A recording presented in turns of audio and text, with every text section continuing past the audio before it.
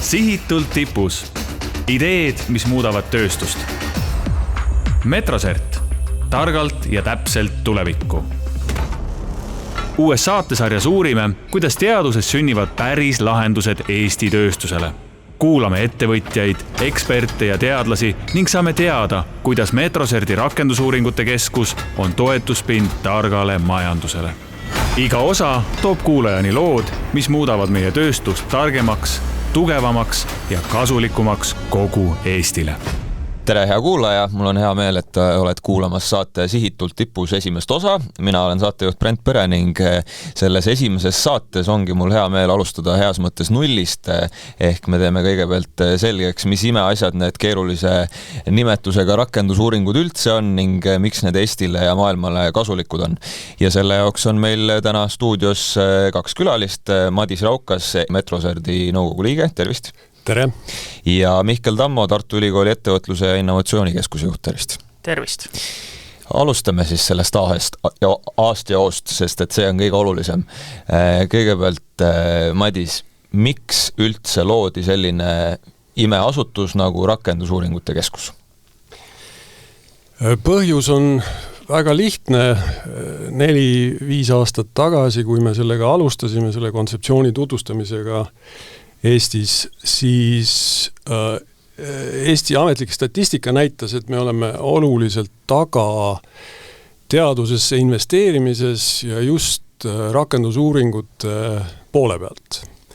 Kui me muudes valdkondades, fundamentaaluuringutes oleme suhteliselt isegi sarnane, ütleme elaniku kohta, Belgia, Austria, Taaniga, siis tookord 2019, 2020, 2021 me olime kordades taga, 2-3 korda taga rakendusuuringutes tehtavate investeeringute poolest.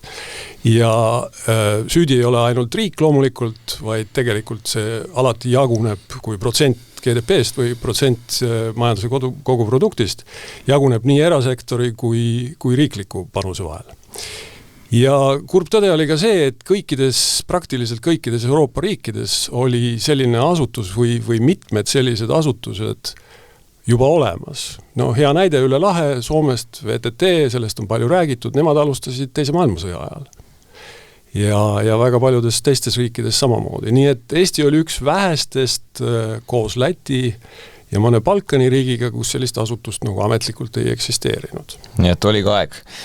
Kindlasti, see oli viimane aeg ja oleks võinud juhtuda ka 20 aastat varem tegelikult.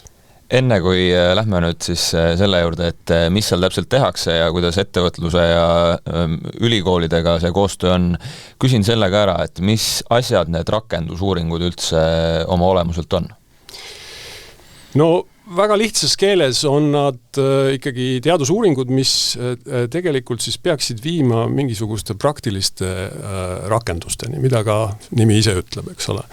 Ja kui me vaatame teadustööd, teadustegevusi sellisel skaalal, kus ühes otsas on kontseptsioonide väljamõtlemine, uute nii-öelda ideede genereerimine ja teises otsas on midagi, mis jõuab igapäevasesse kasutusse või on meie ümber silmaga näha, siis rakendusuuringud on seal võib-olla, ütleme, algavad kusagilt esimese kolmandiku pealt. See kõige esimene kolmandik on sellist kontseptsioonide tõestamist ja uusi mõtteid ja kus teadus ise dikteerib nagu mida uurida, kus on huvi ja nii edasi. Teine 2/3 sellest on, kus siis nagu püütakse midagi ära näidata, tõestada, ütleme, materjalides, seadmetes, proovida kasutusele võtta, teha igapäevaelus nii-öelda vajalikke arendusi ja uuringuid. Mihkel, sina istud mõlema tooli peal sisuliselt, et ühtepidi justkui ülikooli juures, teistpidi oled ka ettevõtlusega seotud. Kas sina saad kinnitada, et sellist asutust tõepoolest oli Eestile väga vaja? Vaieldamatult, et mina nii ettevõtjana kui tegelikult oleme Madisega olnud ka kolleegid tollel hetkel ettevõtluse arendamise sihtasutus, kui ka täna ülikoolis olen kogu aeg rääkinud, et Eestis üldiselt ma vaatan ettevõtluse nurga alt on seda madala lisandväärtusega ettevõtlust liiga palju. Ja kuidas seda siis juurde tekitada, see väga orgaaniline, loogiline alguspunkt kuidas meist nagu paremal järjel olevad riigid seda teevad, ongi siis läbi ettevõtete ja teadusasutuste koostöö. Ja see rakenduskiht, nagu Madis ütles, on meil olnud siin see nõrk koht ja loomulikult keti kõige nõrgemat lüli tulebki ju siis nii-öelda tugevamaks muuta, ehk väga loogiline, ma ütleks väga oodatud. Ma küsin siis, kuidas algus läinud on? Algus oli mõneti selline aeglane ja natuke üle kivide känduda nagu ikka, selles mõttes, et see tegelikult rakendusuuringute keskus kui selline ja selle kontseptsioon on Eesti teadusarendusmaastikul ja ökosüsteemis nagu selline uus tegija. Ja see ei ole nüüd midagi, mis oleks väga eripärane just Eestile, sellest me oleme kuulnud siit-sealt ja 3. kohast kolleegidelt üle Euroopa näiteks ja ka üle maailma. Et tegelikult, loomulikult ka ülikoolid teevad rakenduslikke uuringuid ja toetavad ettevõtlust, aga nende sihik siiski ülikoolides, nüüd Mihkli sõnu ära ei võta, on ikkagi õpetuse andmine, teadlaste koolitamine, nii-öelda inimeste ettevalmistamine professionaalseks eluks. Rakendusuuringute keskuste, sarnaste keskuste ülesanne ühiskonnas on olla nii-öelda riigi poolt tehnoloogia arendajad või pöörata tähelepanu riigi vajadustele, ütleme valitsuse ja kogu riigiaparaadi vajadustele, aga samas ka toetada ettevõtlust ja meelitada neid rohkem tegema investeeringuid teadus-arendustegevusse. Et oleks nii-öelda lisandväärtus kasvaks toodetes ja kõik nii edasi. Ja see tundus, ja seal on loomulikult finantseerimisega tegu, riigipoolse finantseerimisega mingis osas, see ei ole täielikult riigi eelarvest, tüüpilised mudelid on 3% riigieelarvest, 3% eraettevõtlusest ja 3% konkurentsipõhist raha, nagu ütleme horisondist või kuskilt fondidest. Ja just see osa, et riigi finantseerimine seal sees on, äratas loomulikult või ärgitas küsimusi, et kas tekib järjekordne instituut, mis hakkab nii-öelda eelarvet sööma, võtab ära teiste osa ja selle selgitamine, kust sellist üritust finantseeritakse, selle selgitamine võttis mõnda aega.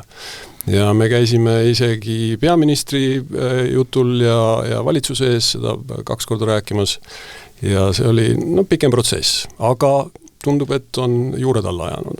Ja kuidas siis on, et kas ülikoolist võetakse selle arvet raha ära või kuidas teie seda näete? Ma arvan, et seda saab vaadata nagu lühikeses ja pikemas perspektiivis. Ma olen ise ülikoolis, ütleme, vesteldes tajunud seda mingit teatavat hirmu küll selle ees, aga mina arvan, see on ainult, isegi kui on, siis väga lühiajaline vaade asjale, et jällegi pikaajalises vaates nagu öeldud sai, kogu innovatsiooni ökosüsteem nagu vajab kõiki neid tegijaid ja nagu öeldud sai, see on igal pool mujal hästi toimiv juba nii-öelda institutsioon. Et pikemas perspektiivis me vajame kõiki neid nii-öelda organisatsioone ja tegelikult ma ei tea, kuidas ülikoolilt midagi ära võtta saab, et Tartu Ülikool on 400 aastat vana, meil on 34 instituuti, üle 2000 teadlase, et selles mõttes, kui neist 2 tükkiga peaks minema Metroserti rakendusuuringute keskusesse tööle, siis ma arvan, et see ei ole asi, mille pärast nagu muretseda. Küll aga võib rääkida sellest, et meil on Eestis üsna piiratud nii-öelda innovatsioonivõimekate ettevõtete võib-olla potentsiaal, et seda siis võiks tõsta kõigi jaoks, ehk siis me ei peaks rääkima mingisuguse pirukatüki ümberjagamisest, vaid sellest, kuidas seda pirukat nagu suuremaks teha ja ma arvan, et siin on väga vajalik just omavaheline koostöö, mitte siis kuidagi mõelda, et kas keegi kelleltki midagi ära võtab. Ma ütleks veel siia juurde, et kuigi riigi rahakott on ühtne ja ühine, siis rakendusuuringute keskusel ja näiteks ülikoolidel on siiski need rahastamise kanalid on erinevad. Rahastamine rakendusuuringute keskusesse tuleb Majandus- ja Kommunikatsiooniministeeriumi alt. Ja loomulikult tehakse seda eelkõige nii-öelda majanduse ja ettevõtluse ärgitamise ja stimuleerimise tähe all. Samal ajal kui ülikoolide rahastamine, baasteaduste rahastamine edasi tegelikult käib Haridus-Teadusministeeriumi kaudu. Nii et nad on mõnes mõttes ühe rahakoti 2 erinevat serva ja vaadatakse neid erinevate pilkudega ja erinevatel eesmärkidel pannakse raha sellesse. Ja see tõesti muidugi ei välista seda, et keegi ettevõte näeb, et tal on abi vaja ja siis toetab teda nii ülikool kui rakendusuuringute keskus, et see ei ole selline kokkupõrke koht. Ma näen seda täiesti orgaanilise protsessina, et selles mõttes mõlemad ju annavad endast parima, et seda innovatsiooni ökosüsteemi rikastada ja väärtust luua. Ja kuhu see täpselt maandub, millisele ettevõttele, kus need suhted parasjagu on või kus on parem pakkumine just tema jaoks, siis ta sinna ka ilmselt jõuab. Ja algusest peale on sellesse kontseptsiooni nagu sisse kirjutatud see, et rakendusuuringute keskus soovib ja on huvitatud koostöö tegemisest ülikoolidega, sest ülikoolides on tegelikult parim teaduskompetents, eks ole, kes meil hetkel Eestis on või paljudes asjades parim. Ja koostöö on täiesti loomulik ja see võib toimuda siis läbi lepingute, läbi inimeste vahetamise, ajutiste positsioonide aasta-2 ühel pool, aasta-2 teisel pool, eks ole, ka samamoodi rakendusuuringute spetsialist võib tulla näiteks ülikooli laborisse tööle aastaks, et kogemust juurde saada ja nii edasi. Nii et see on täiesti tavaline selline, mis toimub ja toimib hästi kõikides teistes riikides, kus me oleme nagu käinud kogemusi vahetamas. Jah, aga eks võibki öelda seda, et kui tekib miski uus asi sünnib, siis selles nii-öelda konnatiigis, mis meil siin on, ta vaieldamatult tekitab mingisuguse virvenduse ja ma arvan, et see lihtsalt lahenebki ära selles, kui kujuneb välja, et kuidas see täpselt see välja näeb, see tegevus, tekib see koostöö, tekib see usaldus ja kõik, et see on täiesti orgaaniline protsess, ma arvan, igas elualas, kui mingi uus tegija tuleb maastikule. Et iga muutus võtab lihtsalt aega. Teadusarenduskeskuseid on ka olnud siin Eestis palju ja läinud ka peaaegu sama palju siit minema, et kuivõrd me saame nüüd kindel olla, et see rakendusuuringute keskus tõesti on selle pikaajalise vaatega ja ei juhtu seda sama, mis paljude teadusarenduskeskustega on juhtunud?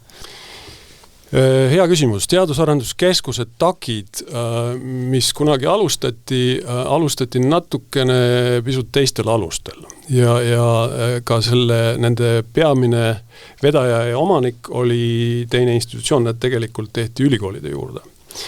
Ja sellel on plussid ja miinuseid, aga põhiline võib-olla erinevus, mida välja tuua, on see, et takid loomulikult pidid ettevõtluse suunas nagu tehnoloogiat lükkama ja seda arendama, aga nende võib-olla peamine funktsioon oli siis ikkagi ülikoolidest välja tuua seda ja esitada nii-öelda ettevõtlusele, mis oleks väärt arendamist.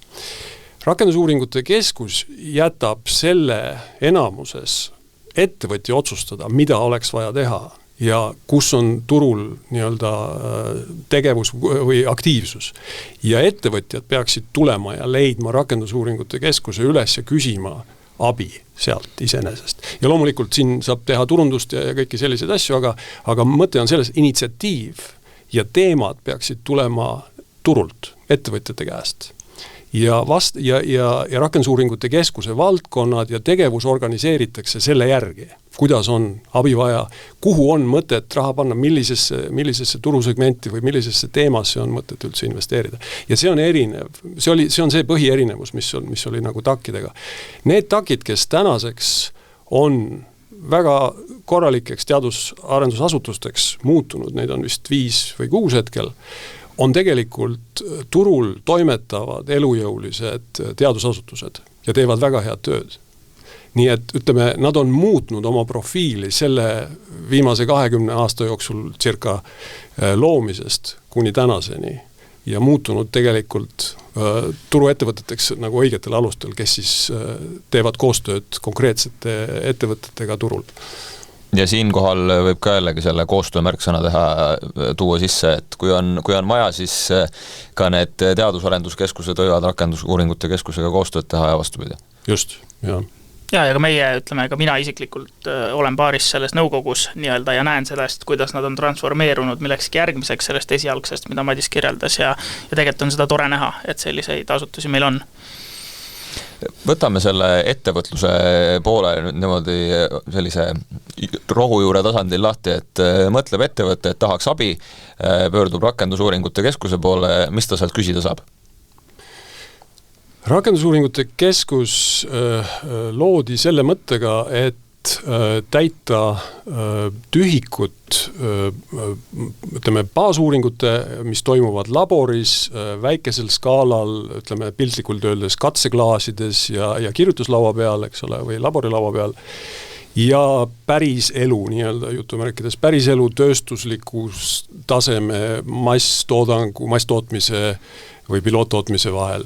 Ja see vahe on üsna kriitiline, selle kõige parem märksõna on skaleerimine.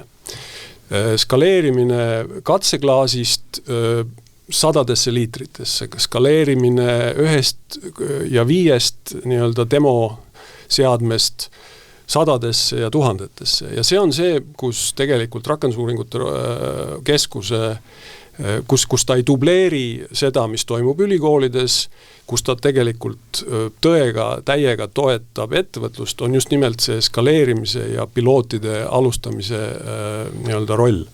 Ja see on suhteliselt unikaalne ja väga vajalik selleks, et ettevõtlus saaks üle võtta tehnoloogiaid, näiteks ka siis ülikoolidest või teistest uurimisasutustest, kus ütleme sellist taristut, sellist inventari, selliseid seadmeid ei ole isegi ja see ei ole ka nende fookus.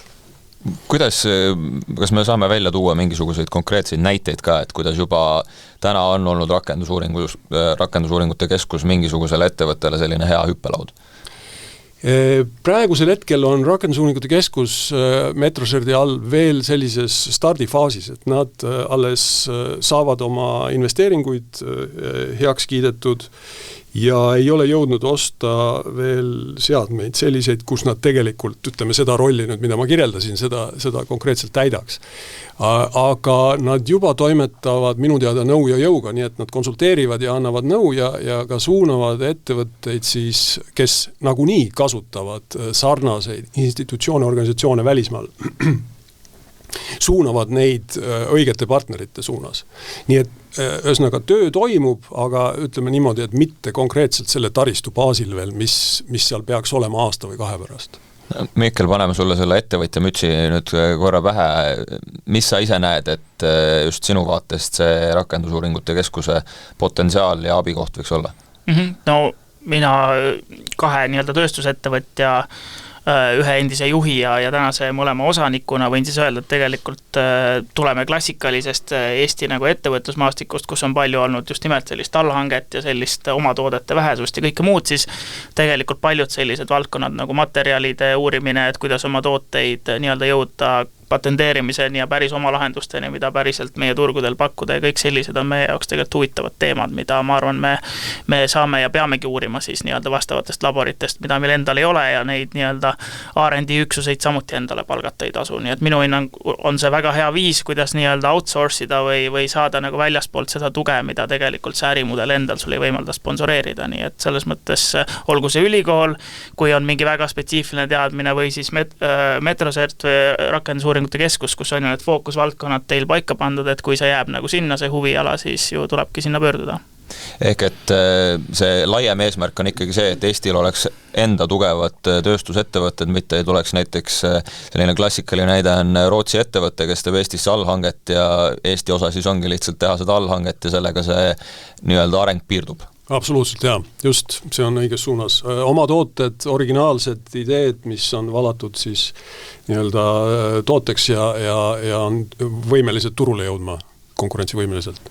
Ja võib-olla üks asi, mida ma tahaks juurde mainida, et see ei ole ainult nagu edasihüppe või edasiareng sellises tehnoloogia küpsetamise vallas, vaid üldiselt see eeldab, et see saaks õnnestuda sellist muutust ka sellistes ettevõtete juhtimise nagu mentaliteedis, et tegelikult paljuski me oleme ajalooliselt konkureerinud võib-olla siin odavama hinna ja kõige sellisega ja me näeme, et see enam nagu väga teema ei ole ettevõtluses, ehk siis tegelikult see eeldab, etki ettevõtete selline nii valitsemine, omanike poolt, ka juhtimine, juhatuse ja nii edasi poolt jõuaks sellise arusaamiseni, et see on see, mida me vajame. Need nii-öelda oma lahendused, kõrgem lisandväärtus, mida pakkuda, eksportida ja nii edasi. Nii et me oleme sellises huvitavas kohas, ma arvan, Eesti riigina ja me näeme, et see on vältimatu, see hüpe peab nüüd toimuma, sest vanad mudelid enam ei tööta, need ettevõtted ei kesta, nii et nüüd peabki tulema see kõrgem tase. Näete te muide, et riigi tugi vähemalt selles suunas on olemas, et tõesti siis teha seda enda ettevõtet ja enda tööstust versus siis see, et võtta seda mujalt? Jaa, kindlasti ja riigi tugi on olemas ja me näeme tegelikult, et sellel on ka nüüd viimase mõne aasta jooksul ka teatud efekt olnud. Küsimus on, kas efekt tuleb seal statistika, mitte muutmisest, aga ütleme sellest, et ettevõtted pööravad rohkem tähelepanu statistika raporteerimisele või on seal ka tegelikke sisulisi muutusi, ilmselt mõlemad. Aga me näeme konkreetselt, et on tõusnud rakendusuuringutesse panustamine nii ettevõtluses kui riigi poolt. Need summad on suuremaks läinud, see on tõusutrendis ilusti, viimased andmed on praegu saadaval Statistikaameti kodulehel 2023, kus kenasti läheb üles nagu kogu panus teadus-arendustegevusse. Aga kõige olulisem, mis võiks juhtuma hakata ja mis veel võib-olla päris sellise kiirusega ei juhtu, on nagu Mihkel ka ütles, et erasektori panustamine just selles suunas. Ja see on see, milles me oleme tõsiselt teistest, ütleme, Euroopa riikidest taga, kus erasektor ise paneb raha teadlikult, järjepidevalt, süstemaatiliselt teadus-arendustegevusse. Ja kogu riigipoolne tegevus ongi selleks, et seda stimuleerida erasektoris. Et riik ei jõua kunagi ettevõtluse R&D-d kinni maksta või teadus-arendustegevust kinni maksta, eks ole, aga ta suudab seda stimuleerida, ta paneb just, eks ole, teatud protsendi sinna sisse selleks, et siis ettevõtja riske maandada, et teadusprojektid oleks pisut odavamad, pisut väiksem mats nii-öelda, kui ta välja ei tule see, eks ole, mida taheti teha. Ja selle efekti saavutamine võtab veel ilmselt natukene aega.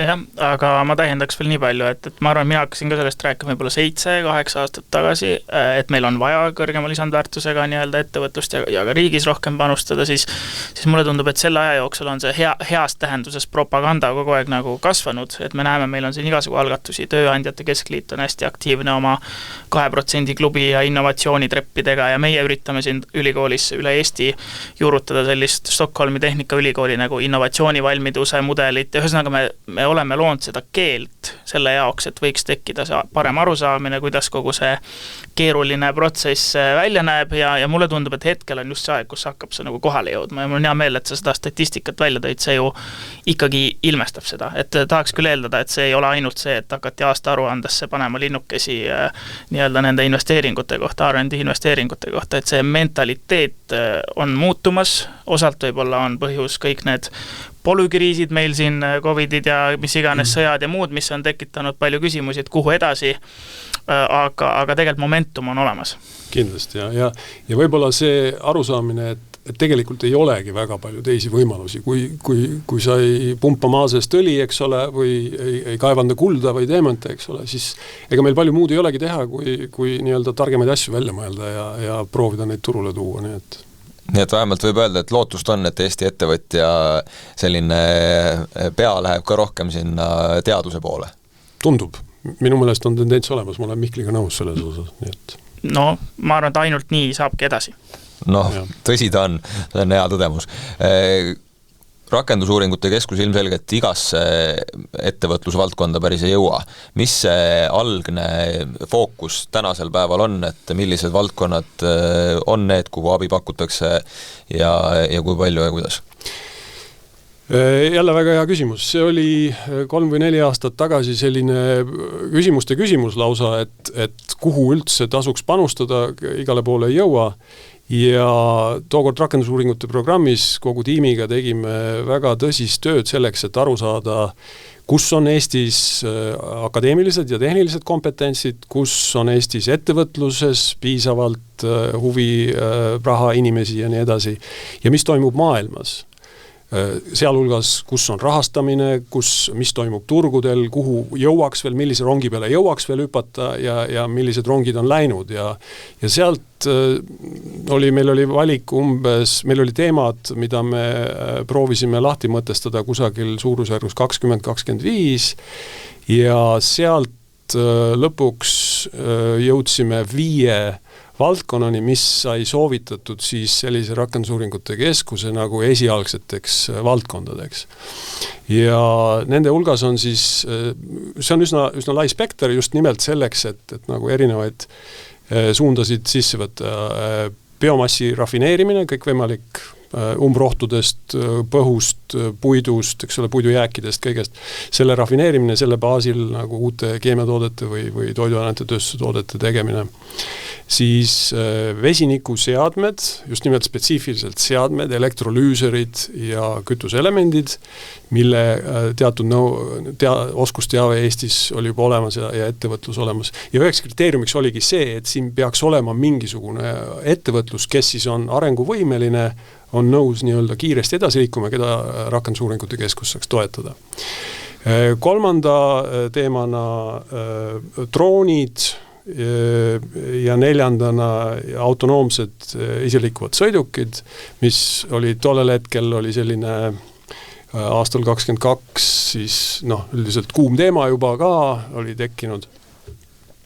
Ja neljandana või viiendana siis terviseandmed. Ühesõnaga kogu maailm on oluliselt rohkem hakanud tähelepanu pöörama andmetöötlusele, andmeanalüütikale, andmetest nii-öelda teisese kasu väljavõtmisene ja tervise valdkond on üks siiski väga oluline, kus kulutused on potentsiaalselt suured, aga ka võimalused midagi ära teha inimese jaoks on suured. Nii et terviseandmete teisane kasutus on siis, ütleme, see 5.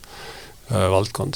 Ja nüüd sinna lisandub veel teisi ja nad ei ole nii-öelda kivisse raiutud selles mõttes, et kui selgub, et turg liigub eest ära või Eestis ei teki piisavalt nii-öelda jõudu selle jaoks, siis ilmselt tuleb neid valdkondi välja vahetada või muuta. Nüüd kõrvalt kuulates tunduvad need täpselt sellised alad, millega Eesti on võib-olla maailmas ka pisut enam tuntud kui mõne muu valdkonnaga, et kas see on ka siis see üks osa sellest, et üks asi on see tuntus ja teine asi on see, et meil on need firmad olemas, aga ka see, et nad jõuaks rahvusvahelisele skaalale, sest et seal ikkagi toimub see ettevõtte päriselt skaleerimine. No just, jah, ja ütleme näiteks, ma toon ka näiteid, mis jäid välja sellest paljudel erinevatel põhjustel, ütleme konkreetselt näiteks patareide akude, tootmine, akude arendamine. Sellest rongist me oleme täiesti maha jäänud, kaasarvat nii nagu ka näiteks päikesepaneelid või midagi sarnast, mis on selgelt juba turul, mis müüb, mida parandatakse või mida arendatakse edasi, aga kuhu nagu järgi jõuda on peaaegu lootusetu, eks ole. Nii et ütleme, need konkreetsed teemad näiteks kukkusid sealt ära selle tõttu ja võib-olla näiteid veel, kus ütleme, haruldaste muldmetallide töötlemine, rikastamine, meil lihtsalt ei olnud piisavalt ettevõtteid Eestis, eks ole, või ütleme, tuumaenergia või midagi sarnast, eks ole, selles mõttes, et kus nagu mingi kriitiline mass ettevõtlust ja raha ja kõik nii edasi oli juba olemas ja huvi selle vastu olemas, nii et võib-olla täiendan nii palju, mis võib-olla aitab just ka seda ülikooli väärtuspakkumist siin näitlikustada, et selge on see, et tuleb pragmaatiliselt seada hüpoteesid, panna panused mingitele valdkondadele ja ma olen ka sellega nõus, mis sa ütlesid, et ehk siis näha ole, seal kõigis on nii palju määramatust, et kuidas need käima lähevad või ei lähe, et ilmselt tuleb sulgeda, avada ja teha igasugu vangerdusi. Aga ma arvan jällegi selline ülikooli selline selgelt rikastav väärtuspakkumine on see laiapinnalisus, et tegelikult me ei tea kunagi, vahel tuleb pauku luuavarrest, vahel tuleb sealt, kus me ennustame, et seda tuleb, et tegelikult need on loogilised valikud, aga tegelikult on väga palju muud ja tegelikult ülikooli väärtuspakkumine ongi see, et ka neid kõiki teisi valdkondi saab alati tulla uurima. Nii et see selles mõttes töötab ka samamoodi nagu ühe ettevõtte loomine või ettevõtete loomine, et kui on näha, et asi ei tööta, siis tuleb asi ümber teha või siis minna uue asjaga edasi. Nii ta just ongi ja meenutan, et Rakendusuuringute Keskus Metroserdi aktsiaselts Metroserdi all on turul tegutsev ettevõte, kellel peavad olema kliendid, kellel peavad olema ettevõtluslepingud, mis toovad suure osa käibest või sissetulekust, riigi toetus sellele asutusele peaks olema väike või väiksem kindlasti, kui ettevõtlusest tulevad rahad. Ja üks roll, millest me väga ei ole rääkinud veel Rakendusuuringute Keskuse puhul, on tegelikult see konkurentsipõhise raha toomine Eesti teadusmaastikule. Ja see on algusest peale samamoodi olnud sisse kirjutatud, et tegelikult on võimalik koostöö konsortsiumides küsida oluliselt rohkem raha kui näiteks ülikoolid eraldi või ettevõtted eraldi või ilma rakendusuuringute. Ühesõnaga, sarnased asutused Euroopas on väga edukad konkurentsipõhise raha toomisel, kaasa arvatud üle lahe, näiteks vaatame Soome poole järjekordselt, 10 ja 10 miljonid, kus VTT on osaline koostöögruppides, ettevõtte, ülikool, keegi kolmas teadusasutus ja näiteks siis mingi rakendusuuringute keskus, saamaks grante, uurimisgrante või arendusgrante Euroopa Liidust, Euroopa Komisjonilt. Ehk lihtsalt jõuõlg on natuke suurem? Jaa, jõuõlg on suurem, selleks on olemas ka assotsiatsioon Euroopas, EARTO, kus on sarnased siis RTO-d ehk siis Research Technology Organizations on nii-öelda räägivad omavahel ja koordineerivad oma tegevusi ja sellise raha nii-öelda sellise finantseerimise juurde toomine Eesti maastikule peaks tegelikult omama peaaegu sama olulist efekti kui nüüd see reaalne praktiline abi, eks ole, mida on võimalik nendest laboritest ja kompetentsetelt inimestelt rakendusuuringute keskuses saada. Kuidas teiste riikide näide muide üldse toimunud on, et me oleme siin Soomest rääkinud, aga neid näiteid on ju veel kuni Singapurini välja, et kuidas seal see kompott tööle on läinud? No neil on kõigil tüüpiliselt juba pikem kogemus, kellel, kus ka ei eksisteerinud, ütleme sellisel kujul seda organisatsiooni oli Poola, nemad lõid enda Lukaševitš keskuse ka mõned head aastad tagasi nüüd juba ja see on ka neil päris edukalt käima läinud. Kõigil on põhimõtteliselt samad küsimused, kuidas nüüd täpselt seda rolli balansseerida, ütleme, riigi, valitsuse, ülikoolide ja eraettevõtluse vahel, et kuidas nii-öelda leida seda tasakaalu, milline tegevus, millistel teemadel nagu kõige rohkem aitaks, aga kindlasti on kasuks, kuna sa mainisid Singapuri siin, kindlasti on kasuks, ütleme, see nii-öelda rahakirstu suurus või see, mille pealt opereeritakse. Singapuris on seda oluliselt rohkem teha, neil on ka väga heal tasemel institutsioonid või organisatsioonid ettevõtluse toetamiseks. Teistes riikides ma arvan, võib-olla natukene vähem, aga mitte vähem edukad vältimatult, nii et mängime sellise olukorra ka siis läbi, et kui tuleb ettevõtte rakendusuuringute keskuse juurde, ütleb, et tahaks abi, siis mille järgi teeb rakendusuuringute keskus selle otsuse, et tundub, et on õige koht, kuhu oma raha panna? Rakendusuuringute keskus otseselt nüüd nii-öelda raha sinna sisse ei pane, aga jutt käib aega jah, et jutt käib sellest, et kas sellel projektil võiks olla väga tõenäoliselt positiivne, eks ole, tulem ja millised on nii-öelda äriperspektiivid ja nii edasi, aga lõpuks jääb see ettevõtte otsustada. See risk jääb tegelikult ikkagi ettevõtte kanda.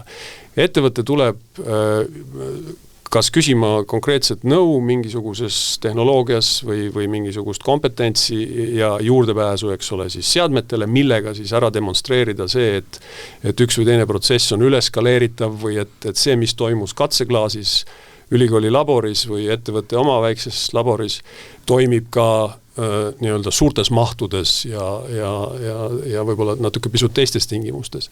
Nii et ennekõike saab ettevõtte sealt nõu ja vestluspartneri või sellise kompetentse partneri, kellega arutada, ütleme, millisel kujul järgmisi samme teha ja kui vaja, siis tuuakse sisse ka kolmandad, neljandad osapooled, kes ühel või teisel viisil saavad toetada kas taristuga, kompetentsiga, rahastamisega, miks mitte edasi. Nii et see on selline päris mitmekülgselt rikastav vestlus peaks olema see, kui minna nõu küsima rakendusuuringute keskusest. Ja ülikoolis see erineb siis selles osas, et ülikool läheneb sellele ettevõttele võib-olla mingisuguse teise nurga alt, et nii rakenduslikult siis mitte päris. No on ka rakenduslikku, ma ütlekski, et meil on lihtsalt võib-olla nagu vähem sihitud see, et võime ka selliseid projekte arutada, aga me saame arutada ka täiesti sealt just eestotsast, nagu öeldud sai, aga meie puhul on tegelikult ju sama, et ega koostööleping eeldabki mõlemapoolset nagu võitu, et esiteks ettevõte saab siis arendada oma mingit nii-öelda konkurentsieelist või tehnoloogilist eelist edasi, aga samal ajal ülikooli huvi on ka see, et see kuidagi rikastaks siis ka ülikooli, ma ei tea, seda, mida me uurime, et see oleks kuidagi hea väljakutse ja põnev näiteks teadlasele või siis ka nendes meie seadmete ja laborite piiratuses oleks nagu mõttekas teha, et paljusid asju ei ole mõttekas teha, sest need näiteks ongi seadistatud teadusrühmade enda vajadustest lähtuvalt ja neid kogu aeg ümber edasi-tagasi ei ole nagu hea teha, ehk siis põhimõtteliselt on vaja ikkagi jõuda sinna tasakaalupunkti, kus tullakse konkreetse huviga ja see ühtib ka ülikooli huviga. Millised valdkonnad on need, mis praegu on nii-öelda valmiduses, et varsti hakkame avama ka seda suunda, sest et need 5 tükki on nüüd mõnda aega avatud olnud, tõsi on, et see arendus kõik veel käib, aga kas on juba midagi sellist, mis vaikselt hakkab kripeldama, et juba tahaks ka? No siin võiks näitena tuua kiibidisaini ehk siis mikroskeemide ja elektroonika toetamise, kus Eestil ei ole väga palju väga tugevat ettevõtlust, aga kus me näeme, et selle nii-öelda stimuleeriv roll või ütleme, selle tööstusharu ja tehnoloogia arenduse stimuleeriv roll, ütleme, rakendusuuringute keskuse kaudu võiks olla oluline ja kuna nüüd Euroopas väga palju kiipidest ehk siis mikroskeemidest chipsidest räägitakse, siis Euroopa Komisjon tekitas sellise meetme eelmisel aastal, kus ta soovis näha kõikides Euroopa riikides, kes on vähegi asjast huvitatud, sellise keskuse loomist, mis tegeleks elektroonika disainiga, ehk siis mikroskeemide lülituste disainiga ja selline sai sellise keskuse loomise finants sai ka taodeldud siis Euroopa Komisjoni kaudu ja MKM-i kaudu, Majandusministeeriumi kaudu. Ning ta läks praegusel kevadel juba käima, aga loomulikult väga-väga tagasihoidlikult nii-öelda mõne inimesega ja tegu on siis sellise piloot või ütleme niisuguse testõhupalliga, eks ole, et vaatame, kui paljudel ettevõtetel on huvi oma kiipide loomise vastu, kui paljud ettevõtted Eestis või kui paljud inimesed oleks nõus hakkama selle disainiga tegelema ja siin me loomulikult toetume teisele suurele Eesti ülikoolile TalTechile, kus on sellealane kompetents olemas IKT osakonnas ja see oleks võib-olla midagi, kus potentsiaalselt tekiks juba näiteks 6 valdkond rakendusuuringute keskusele. Kui kõik õnnestub ja huvi on ehk siis suurem, kui võib-olla esialgu on hinnatud, nii et no loodame. Siin käis vahepeal jutt sellest, et miks mitte üks inimene võiks töötada 2 aastat rakendusuuringute keskust, 2 aastat ülikoolis. Kas oleks mõeldav ka mingisugune variant, et on ettevõtja töötaja või on rakendusuuringute keskuse töötaja, kes lähebki konkreetselt ettevõtte juurde 1, 2 või 3 aastaks, läheb, teeb selle teadusarenduse seal rakendusuuringute valdkonnas ära ja siis tuleb tagasi? Kindlasti, kui kõik konfidentsiaalsuse ja nii-öelda tehnoloogia siirde reeglid nagu paika saavad, sellel inimesel on endal huvi sellise asja vastu ja see on nagu ka tema karjääri rikastav, eks ole, selles mõttes, et erasektori töö mingil konkreetsel teemal, miks mitte ja tegelikult üks aspekt jälle, mida väga kõik Euroopa sellised sarnased organisatsioonid rõhutavad, ongi see nii-öelda personali tsirkulatsioonis hoidmine, et selline nagu positiivne kogemuste vahetus toimub ja nagu ma ütlesin, see peab toimuma loomulikult konfidentsiaalsusreeglite ja kõiki selliseid reegleid arvestades. Jah, et tegelikult sellised meetmed, ütleme, on olemas, aga ma ütleks, et praegu nad on pigem teoreetilist laadi, et sektorivaheline mobiilsus ja mingid tööstusdoktorantuurid, igasugu formaat on. Ma pigem ütleks, et ülikooli vaatest on ikkagi harjumus olnud, kes käivad seda teadusrada keskenduda sellele, et luua endale karjääri teadlasena ja see on miski, mida meie tegelikult ka ettevõtluskeskusena ülikoolis üritame nagu tõsta sellise ettevõtluse kui valdkonna nagu mainet ja üldse karjääriredelil aidata siis ka näha seda seost nende nagu hea tulevikuga, et kes on mõelnud, et nad käivad läbi ja saavad tippteadlaseks, et nad näeksid seda nii-öelda põiget või generaalsemat vaadet ka enda siis nagu tuleviku eeldusena. Et ma ütleks, Eestis ei ole seda harjumust, aga teoreetiliselt on see väga õige asi ja ma arvan, et tulevikus seda hakkab olema rohkem. Ja võib-olla juurde lisada siia oluline tõdemus on see, et tegelikult Eestis see ei ole nii, aga mujal maailmas väga suur osa teadust tehakse just erasektoris ja see teadus, arvada on nüüd päris fundamentaalne teadus, kui suured ettevõtted saavad endale ka seda lubada ja ju alates 50-ndatest, 60-ndatest kindlasti, USA mudel oli see, et kas IBM ja ütleme sarnased ettevõtted, AT&T, eks ole, kes suutsid endale, AT&T Bell Labs oli nagu ikka väga mitme Nobeli preemia laureaadi kodu, eks ole, või nii-öelda koduasutus, kes suutsid teha samal tasemel teadust ülikoolidega.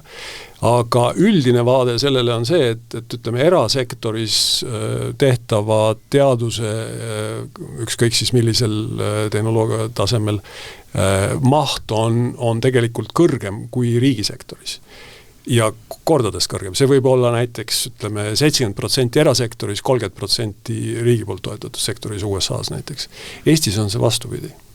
Ja sellest on ka räägitud, meie Teaduste Akadeemia president on seda maininud ja sellest on ka ülikoolides juttu olnud, et tegelikult, kas me peame olema 70-30 või 30-70, ilmselt mitte, kusagil seal vahepeal oleks mõistlik, et erasektoris toimuks nii palju tegevust, et ta tegelikult liigutaks osutit ettevõtluse jaoks, liigutaks osutit teaduse kompetentsi ja teadustulemuste jaoks. Ja siin me jõuame tagasi, ma kordan ennast, et see meie ettevõtete selline juhtimise ja tuleviku vaatamise kvaliteedi tõus on siin nagu võtmeteema, et see oleks nagu võimalik. Ja ma arvan, see on jällegi koostöö koht, et siis tervikuna selline innovatsiooni ökosüsteem tegeleks selgitamisega, propageerimise ja kõige muuga, et see siis pirukas nii-öelda, millest me rääkisime, saaks suurem. Ehk siis jällegi ettevõtjale on teadlast vaja ja teadlasel teistpidi on seda head praktilist kogemust ettevõtlusest vaja. Ja ka tellijad või ka kohta, kus, ütleme, kui see kõnetab teadlast, siis ettevõtte ja selle tootmine oleks koht, kus teadlase nii-öelda mõttetöö või idee jõuab rakendusse, jõuab ellu, eks ole, jõuab 1 miljonini põhimõtteliselt. Et ülikooli 3. missioon teadupärast ongi teenida ühiskonda ja tegelikult ettevõtlus on selle üks praktilisemaid ja selgemaid väljundeid. Ehk siis mis kasu sellest on, kui sa teed projekti, mis jääb sahtlisse, projekti, mis teed sahtlisse, vaid kui sa jõuab nagu kasutusse ja teeb inimestele head ja loob väärtust, siis selle nimel ju tulebki teadust teha. Ja siis tuleb lihtsalt jälgida seda, et teadlane ettevõtte jaoks kõike tööd ära ei tee. Et ettevõte ka midagi teeks. Just, jah. Ma küsin lõpetuseks teilt tuleviku kohta. Kui te mõtlete rakendusuuringute keskuse peale näiteks 3-5 aasta pärast, siis kus ta tänasega võrreldes võiks olla ja mis on tehtud rohkem? No mina näen seda, et 3 või 5 aasta pärast on rakendusuuringute keskuse roll nii-öelda tsementeerunud, on teda võetakse arvestatava ja toetava mängijana kogu sellel väljal, mis meil on see mänguväli. Seda teevad nii ülikoolid kui ettevõtted ja et olemas on vastav taristu, mis nii-öelda äratab tähelepanu ka mitte ainult, eks ole, Eestis, vaid äratab tähelepanu ka Skandinaavias ja mujal Euroopas. Ja nii muide seda taristut ka praegu luuakse, ma arvan, et sellest tuleb kunagi juttu veel, et vaadatakse, kuidas täiendada seda, mis on saadaval Soomes või Hollandis, eks ole. Ja selleks ajaks võiks olla ka ettevõtjal selline tunne, et ta tõsiselt vähemalt nendes valdkondades saab abi rakendusuuringute keskusest, et nii-öelda see ettevõtjate valik, kes on praegu nii-öelda toetajad ja huvilised, veelgi kasvaks. Ja kogu see rahastusmudel läheks tööle, ütleme 5 aasta pärast võiks olla investeeringud juba ennast ligikaudu tasa teenimas ja selline kolmandik mudel lihtsustatult rääkides, kus siis kolmandik võib-olla eelarvest tuleb riigi poolt, mingil kujul kolmandik ettevõtetelt või rohkem kui kolmandik soovitavalt, isegi kuni 50% ehk. Ja siis mingi osa ka sealt konkurentsipõhisest taotlusest, nii et. Ja mis ma oskan kõrvalt öelda keskuse kohta, et kindlasti on vaja ületada teatavad nii-öelda laste hädad ja laste haigused, et paljuski kindlasti see bürokraatia veel hoiab tagasi selle arengukiirust ja siis samamoodi see turunõudlus, et see tuleks ettevõtetelt on ju seda raha, et need on kindlasti võtmeteemad, aga mulle tundub, et tervikuna Eesti innovatsiooni ökosüsteem, kõik, kes seal turul või nii-öelda seal tegutsevad, et olgu need ülikoolid või muud teadusasutused jõuavad oluliselt kõrgemale tasemele ja muutuvad küpsemaks ja ma arvan, see kõik teenib Eesti ettevõtjate ja majanduse huve. Ja üks asi veel siia lisaks, et millest on ka võib-olla vähem jutunud, Rakendusuuringute Keskuse üks nii-öelda tuleviku ülesannetest on olla ka tehnoloogiaarenduse esirinnas sellega, et teha nii-öelda oma arendusi või omast tarkusest mõningaid projekte, mis võivad toetada riigi funktsioone, võivad toetada tuleviku ettevõtete funktsioone, mida nad veel ei tea, et neil vaja võib minna.